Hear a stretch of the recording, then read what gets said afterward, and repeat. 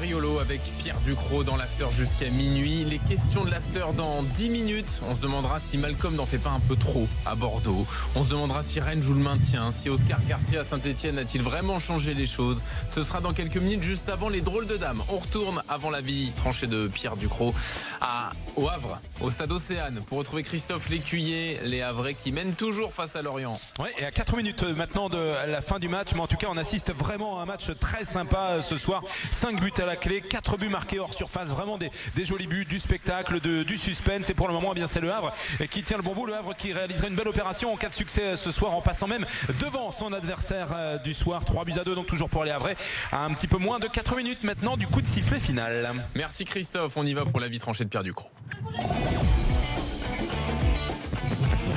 Et Pierre, tu veux revenir sur la large victoire du PSG 6-2 face à Bordeaux samedi à 17h, et il y a le positionnement d'un joueur qui t'a marqué. Ouais, voilà, effectivement, on pourrait revenir sur la performance collective du PSG parce que ça a été plié en 21 minutes. Hein, à 3-0, c'était fini. On pourrait revenir sur les belles performances de joueurs comme Neymar, comme Mbappé aussi, parce que ça a été très très beau à voir jouer parfois. Mais moi, j'avais très envie de revenir sur le cas Draxler. J'ai eu la chance d'être au parc pour ce match et on voit plein de choses. En plus, j'étais pas mal situé vraiment au milieu du terrain, et on voit plein de choses qu'on peut pas voir forcément quand on regarde un match de foot à la télé. Ouais. On n'a pas du tout la même sensibilité. Tu as participé à l'hommage.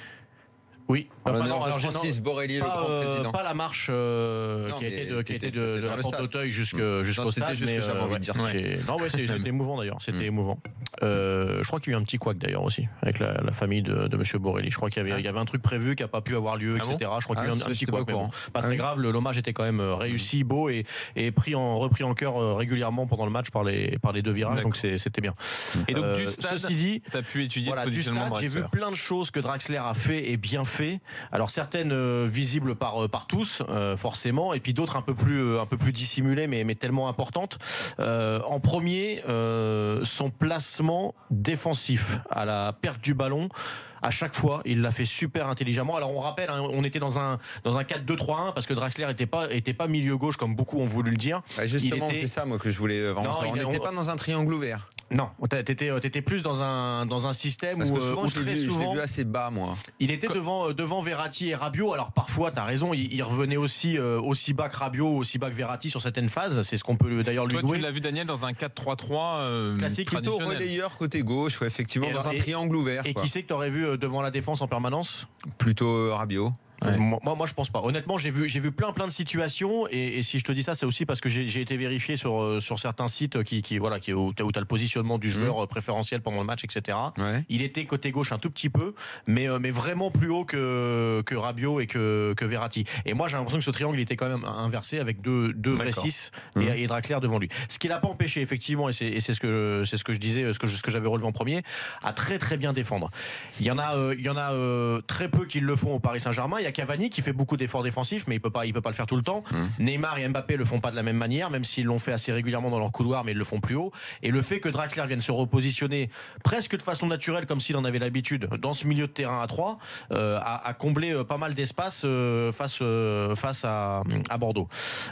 Deuxièmement, c'est le mouvement sans ballon, mais quand le PSG l'avait, il a sans cesse trouvé les bonnes places entre les lignes. Alors pas facile de trouver sa place entre une ligne où il y avait Rabiot et Verratti et une ligne où il y avait Mbappé, Cavani et Neymar. L'air de rien, ils bouffent beaucoup d'espace et ils bouffent beaucoup de ballons, tous ces joueurs-là. Donc pas facile, et il l'a très très bien fait. Et une fois qu'il a eu le ballon, et c'est là où il a été le plus important pour moi et le plus beau, mais ça tout le monde l'a vu, il a joué tout le temps dans ce que réclamait le jeu. Alors ça peut paraître idiot, mais c'était très très très très souvent une touche de touche. Ce que ne font pas forcément Mbappé et Neymar, alors on va pas les critiquer. Ce que ne font pas non plus Verratti et Rabiot. Ce que ne font pas Verratti et Rabiot, merci, c'est ce que j'allais y venir, mais c'était plus dans une autre partie où je vais parler de la concurrence que ça peut instaurer avec un joueur comme Verratti. Je trouve qu'il joue toujours vite et volonté d'aller vers l'avant. Vers l'avant, vite. Je trouve que il est pas loin d'être le plus intelligent de l'équipe.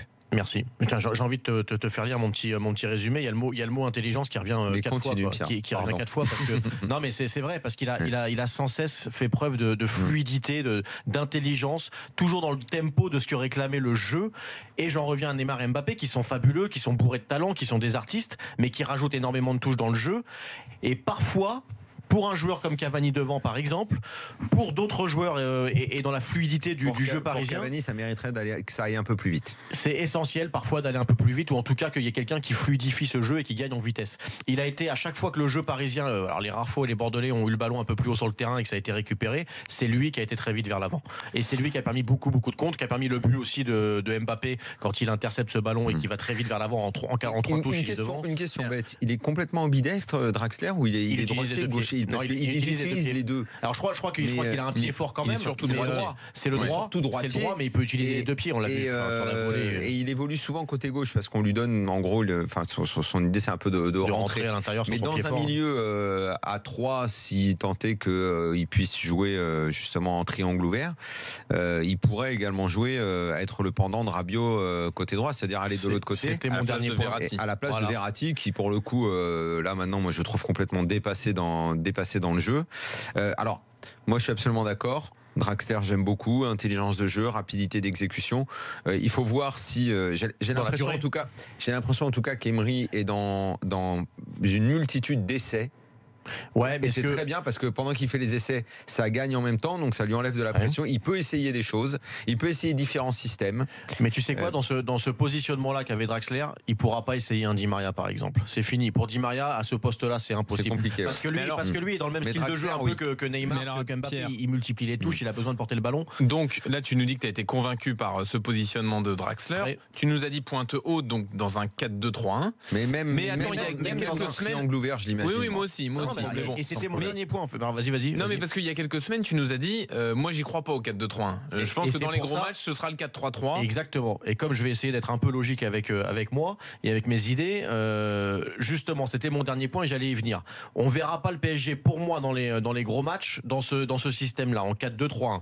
Je pense pas. On verra, mais je pense pas. Et si jamais il se met en 4-3-3, c'est-à-dire il met Draxler au milieu dans un triangle, comme je le disais, ouvert. Je vais arriver à la placer. Ah bah vas-y. Si on ne joue pas en 4-2-3-1, on joue en 4-3-3. Et c'est là que je vois toute l'utilité de ce match de Draxler s'il arrive à reproduire ses performances. Ça va mettre un coup de pied aux fesses à un Verratti. Pourquoi pas un Rabiot un jour s'il est un peu moins bien, parce que tu auras une option de rechange, c'est Draxler. Et est-ce que la solution de rechange peut pas devenir un peu plus durable s'il maintient ce niveau de performance dans un 4-3-3 classique avec ce milieu Draxler? Après, ce que je ne sais pas, c'est comment il est dans le match où il faut mettre un peu le pied un peu dans le combat, quoi.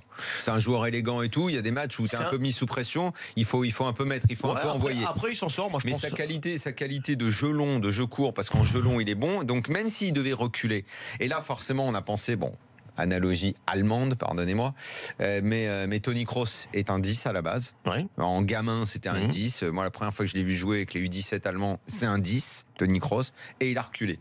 Les exemples, il y en a 1000. Il y en a plein. Des mecs qui étaient 10 et qui ont reculé. Non, mais surtout dans une équipe qui joue au ballon comme le Paris Saint-Germain. Exactement. Et dans une équipe qui joue, effectivement, il n'est pas impossible que Emery réussisse à faire de Draxler un milieu de terrain. Et il a des qualités, mentales et des qualités d'intelligence qui lui permettent de faire ça. Moi, je vais même te dire, je pense que c'est même une bonne idée de le mettre à l'intérieur du jeu plutôt que dans un 4-3-3 en haut à gauche. Ou à la limite, on le voit moins, même. Ouais, bien sûr. À la limite, qu'il soit à l'intérieur du jeu, vu son intelligence, sa qualité de passe et même sa capacité à accélérer dans un jeu de contre que veut développer Emery avec une belle passe longue sur Neymar, sur une contre-attaque, Mbappé, un truc comme ça. Ça peut être très utile. De toute façon, il y a meilleur maintenant à ce poste-là. De milieu offensif, d'ailier dans le 4-3-3. Il y a meilleur que Draxler avec Neymar. Oui, à partir du moment où tu as Neymar, Mbappé, de ce côté-là, il y a Neymar, Mbappé, si tu veux tourner un peu, tu peux mettre un Di Maria. Ça te permet d'avoir une option différente. On va prendre l'avis de Mourad au 32-16, mais juste avant, on entérine la victoire du Havre face à Lorient, Christophe Lécuyer. Victoire des Havrais, effectivement, 3-2. Les Havrais qui étaient pourtant menés au score, on le rappelle, avant d'égaliser par Mateta, de prendre ensuite l'avantage par Bonnet et Fontaine. La réduction de l'écart de Lemoine n'aura pas suffi. La belle opération havraise. Ce soir, les Havrais 5e à un petit point du podium. Lorient est juste derrière, messieurs.